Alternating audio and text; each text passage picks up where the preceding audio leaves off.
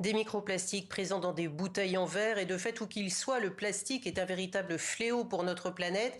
Il est l'une des causes du changement climatique, de la pollution ou encore la perte de la biodiversité. Partout, il contamine. Alors pour nous en parler, nous avons le plaisir de recevoir Marie-France Dignac. Bonjour madame et merci d'être avec nous. Vous êtes directrice de recherche à l'INRAE, l'Institut de recherche national pour l'agriculture, l'alimentation et l'environnement.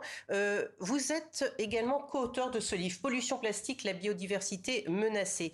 Une petite réaction tout d'abord au sujet qu'on vient de voir. C'est vrai, il y a plus de microplastiques dans les bouteilles en verre que dans les bouteilles en plastique? Alors dans cette étude, les auteurs, comme l'a très bien dit l'auteur qui était interviewé, ont montré, c'est très intéressant, que dans une bouteille en verre, donc le verre ne relargue pas de microplastiques, ne relargue pas de polluants.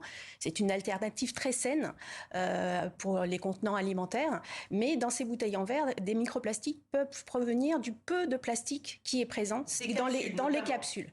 Donc, et évidemment, si on n'a pas ce type de capsule, on va avoir des microplastiques différents. Mais la contamination des bouteilles en plastique est bien avérée. Il y a beaucoup de recherches sur cette question, mais les auteurs n'ont pas été chercher ces particules qui sont présentes dans les bouteilles en plastique parce qu'elles sont beaucoup plus petites que celles qu'ils ont analysées. Ils ont analysé jusqu'à 30 micromètres et les particules de plastique trouvées dans les bouteilles en plastique, dans les boissons, sont plutôt en dessous de 1 micromètre, donc 30 fois plus petites, et elles ne font pas partie de cette étude.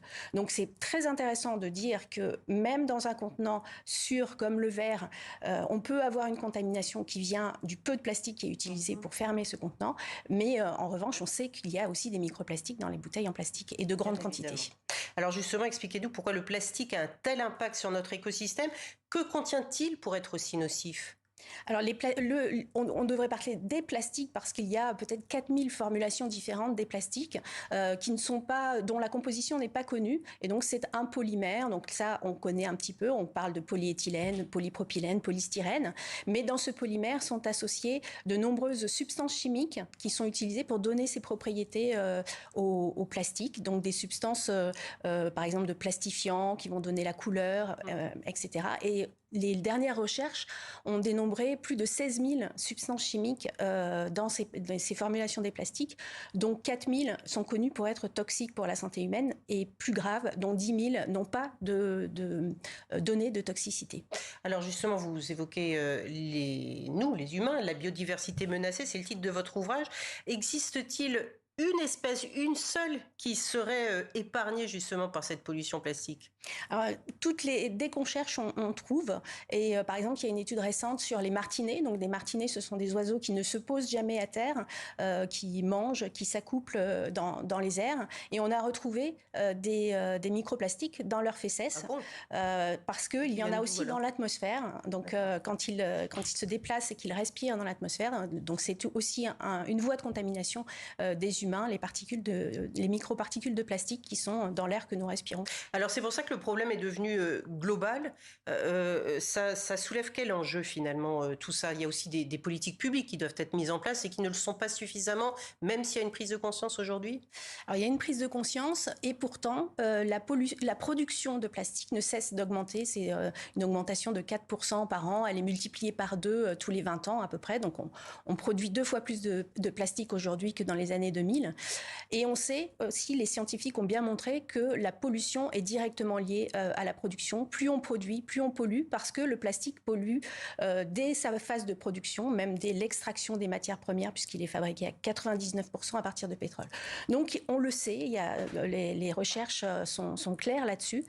Mais évidemment, il faut donc des politiques globales pour arriver à limiter ce plastique. Vous nous dites qu'il y a plus de plastique qu'en 2020, par exemple. Moi, j'ai l'impression que dans notre quotidien et le quotidien du téléspectateur qui nous regarde, il y a de moins en moins de plastique. On donne plus de poches en plastique, on boit plus dans des verres en plastique, on ne mange plus avec des couverts en plastique. Alors, je sais que c'est peut-être minime comme proportion par rapport à une échelle mondiale, mais néanmoins, il n'y a pas un effort qui est fait?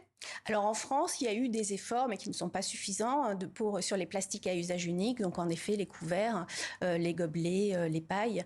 Mais on a aussi d'autres emballages. Il suffit d'aller dans un supermarché pour voir qu'il y a beaucoup d'emballages qui sont du suremballage, qui sont de l'emballage qui n'est pas essentiel, qui n'est pas utile. Et donc on a quand même davantage de plastique. Donc en 2000, il y avait 230 millions de tonnes chaque année qui étaient produites dans le monde. Aujourd'hui, c'est presque 500 millions de tonnes de produites. Et aussi parce qu'on utilise de plus en plus des objets peu durables qu'on va jeter rapidement, qui contiennent du plastique et qui sont de mauvaise qualité. Les textiles aussi contiennent de plus en plus de plastique, puisque les textiles sont fabriqués à partir des fibres synthétiques. Et donc, il y a quand même beaucoup d'usage du plastique. Est-ce qu'il y a des alternatives, c'est ça, les vêtements? On a le choix? Alors pour les vêtements, on peut concevoir des vêtements, alors ce qui peuvent être en fibre synthétique, mais de meilleure qualité, qui vont moins se dégrader et moins polluer l'environnement. On peut aussi se tourner vers des matériaux naturels. Et donc surtout, la solution au niveau global, c'est de diminuer la production de plastique et de n'utiliser ce matériau qui rend de nombreux services, c'est vrai, mais que dans les utilisations où il est essentiel et où il ne peut pas être éliminé. Merci beaucoup, Marie-France Dignac, directrice de recherche à l'INRAE. Pollution plastique, la biodiversité menacée.